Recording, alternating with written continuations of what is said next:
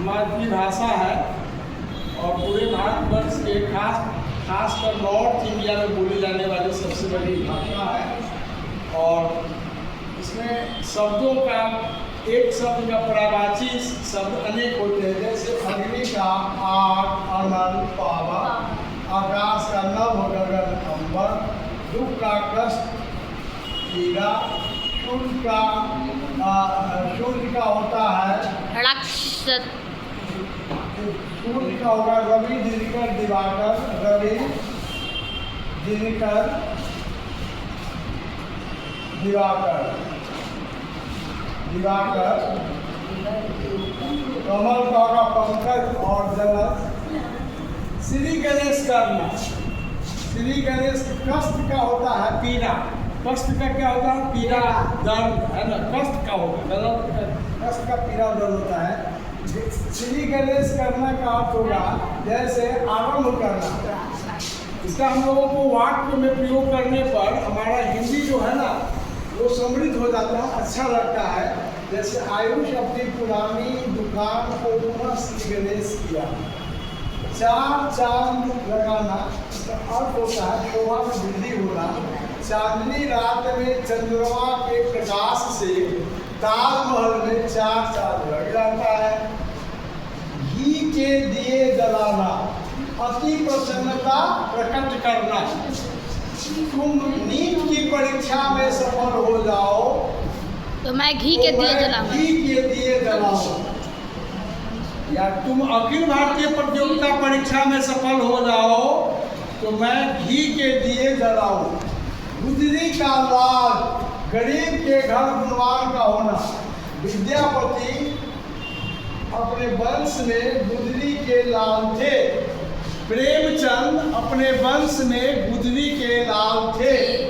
आसमान से तारे तोड़ लाना, असंभव को संभव कर दिखाना। गुरु जी के आदेश पर मैं आसमान के तारे भी तोड़ कर ला सकता हूँ, जैसा अग्नि ने किया था। अग्नि का कहानी जानते होंगे।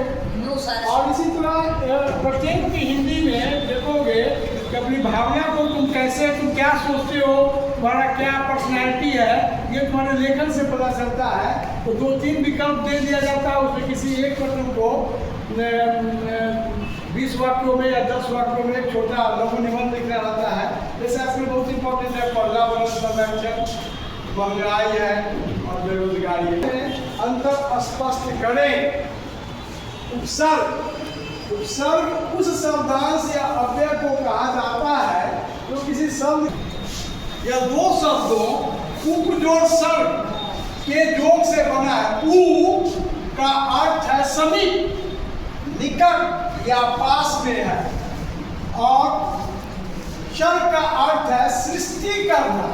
उपसर्ग का अर्थ है पास में बैठकर दूसरा नया अर्थ वाला शब्द बनाना।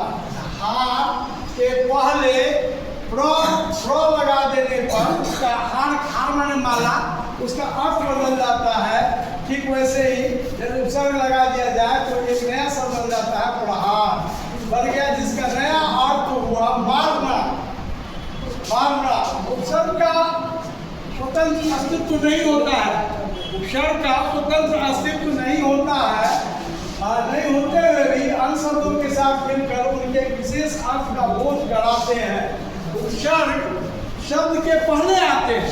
उपसर्ग शब्द के जैसे अन्य उपसर्ग वर्ण के पहले अगर लगा दिया जाए, रख देने से एक शब्द अनवर बनता है जिसका विशेष अर्थ है मन मुटाव।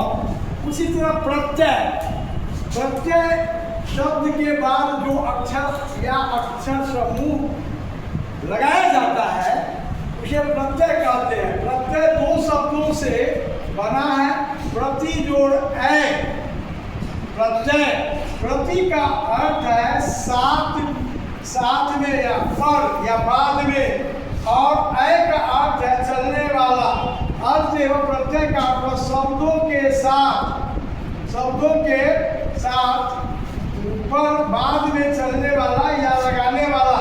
प्रत्यय शब्दों की तरह अभिकारी शब्दांश है जो शब्दों के बाद जोड़े जाते हैं। जैसे भला शब्द में आई प्रत्यय लगने से भलाई शब्द बनता है। यहाँ प्रत्यय जो है भलाई में आई हुआ।